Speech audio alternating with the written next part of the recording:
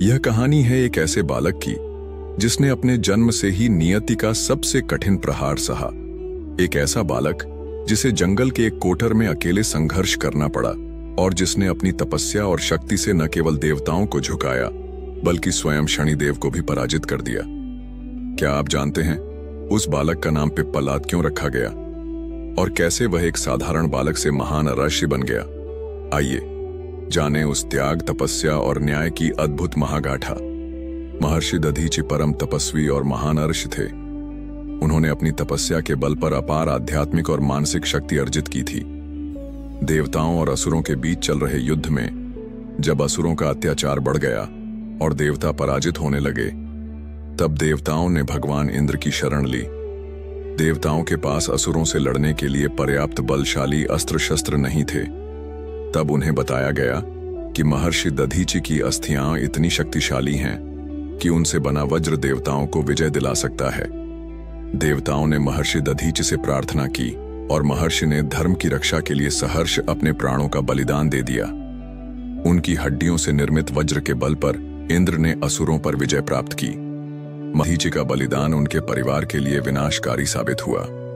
उनकी पत्नी अपने पति के वियोग को सहन न कर सकी।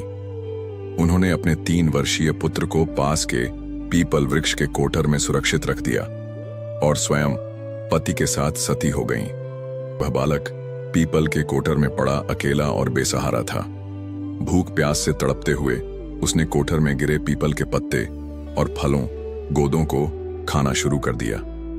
धीरे धीरे यही उसका भोजन बन गया और उसने किसी तरह अपना जीवन यापन शुरू किया।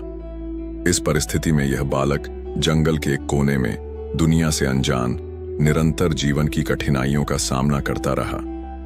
एक दिन देवर्षि नारद जंगल से गुजर रहे थे।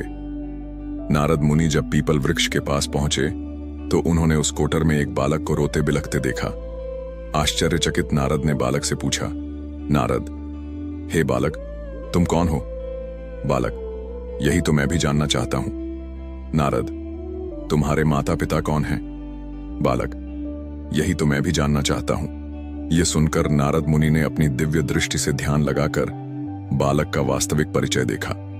उन्होंने बालक से कहा, हे बालक, तुम महर्षि दधीचि के पुत्र हो। तुम्हारे पिता की मृत्यु मात्र 31 वर्ष की आयु में शनि की महादशा के कारण हुई थी। बालक ने पूछा, मेरे पिता की अकाल मृत्यु का कारण क्या था? नारद, शनि देव की महादशा। बालक, मेरे ऊपर यह विपत्ति क्यों आई? नारद, तुम्हारे जीवन में भी शनिदेव की महादशा चल रही है।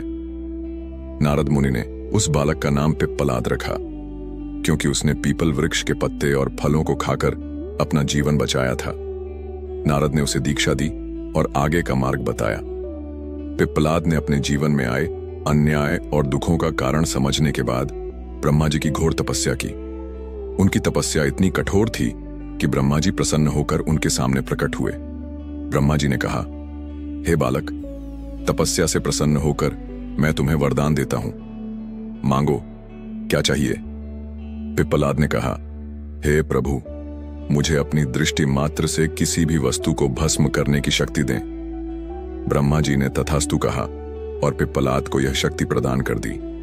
शनिदेव का दमन वरदान पाते ही पिप्पलाद ने शनिदेव को अपने सम्मुख उपस्थित होने का आह्वान किया। शनिदेव जैसे ही उनके सामने आए, पिप्पलाद ने अपनी प्रलयंकारी दृष्टि से उन्हें जलाना शुरू कर दिया। शनिदेव सशरीर जलने लगे। इससे ब्रह्मांड में हाहाकार मच गया। देवताओं ने शनिदेव को बचाने का प्रयत्न किया लेकिन असफल रहे। सूर्यदेव स्वयं अपने पुत्र को जलते हुए देखकर व्याकुल हो उठे और ब्रह्मा जी से प्रार्थना की। ब्रह्मा जी ने पिप्पलाद को समझाया और उन्हें शनिदेव को छोड़ने के बदले 2 वरदान देने की बात कही। पिप्पलाद ने कहा, 1, जन्म से 5 वर्ष तक किसी भी बालक की कुंडली में शनि का प्रभाव नहीं होगा। 2, जो व्यक्ति सूर्योदय से पूर्व पीपल वृक्ष पर जल चढ़ाएगा उस पर शनि की महादशा का असर नहीं होगा। ब्रह्मा जी ने तथास्तु कहकर वरदान दिया। शनिदेव का नामकरण और स्वरूप पिप्पलाद ने शनिदेव को छोड़ते समय अपने ब्रह्मदंड से उनके पैरों पर प्रहार किया। इससे शनिदेव के पैर क्षतिग्रस्त हो गए और वे धीमी गति से चलने लगे। तभी से शनिदेव को शनय चरतीय शनैश्चर अर्थात जो धीरे धीरे चलता है वह शनैश्चर कहलाया। अग्नि में जलने के कारण शनिदेव की काया काली और विकृत हो गई। धार्मिक महत्व और संदेश वेक पीपल वृक्ष की पूजा। पीपल वृक्ष को संकट मोचन और शरणदाता माना गया। 2. शनिदेव की उपासना। शनिदेव के प्रकोप से मुक्ति के लिए उनकी विधिवत पूजा की जाती है। 3. सूर्योदय पूर्व जल अर्पण। जो भी व्यक्ति सूर्योदय से पूर्व पीपल वृक्ष पर जल चढ़ाता है वह शनिदेव की महादशा के प्रभाव से बच जाता है। पिप्पलाद का योगदान।